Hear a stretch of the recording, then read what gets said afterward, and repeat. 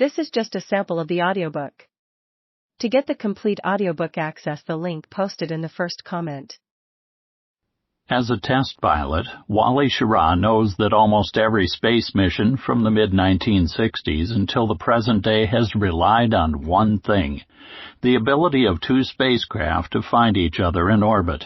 Without such a capability, there could have been no moon landings, no space stations. In short, no space program.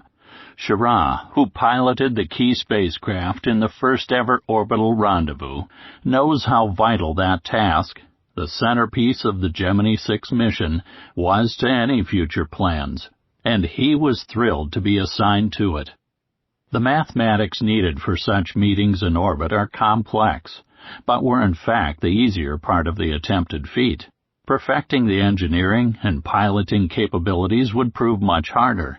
Though the Soviet Union had orbited two spacecraft at the same time, they still lacked the ability to rendezvous in space. With the successful completion of Gemini 5, the next 3 American missions would not only be demanding test flights, during which NASA gained that vital experience, but they would also demonstrate orbital rendezvous techniques that the Soviets were unable to emulate at that time. It would not be easy. Rockets malfunctioned and exploded, and one Gemini crew would come perilously close to losing their lives. These setbacks could have delayed the program. Instead, individuals and the choices they made once again made the difference. Decision-makers on the ground devised bold mission changes that kept the program on track, while the astronauts made equally risky, life-saving decisions. Without this ability to adapt, NASA might have faced many frustrating years of delay. Early in the Gemini program, Wally Schirra was given command of the Gemini 6 mission. It was a mission the veteran Mercury astronaut wanted because he regarded it as the piloting high point of the Gemini program.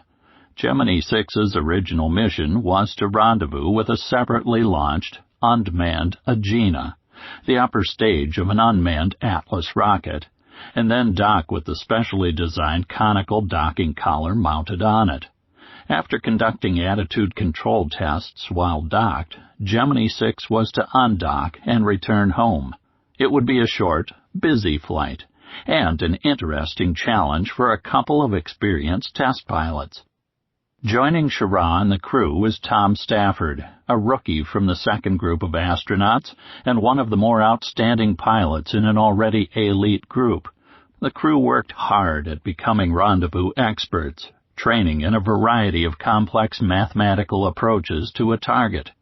On the 25th of October 1965, Schirra and Stafford prepared to launch aboard Gemini 6. Before their launch, their unmanned target, an Atlas Agena, was launched ahead of them.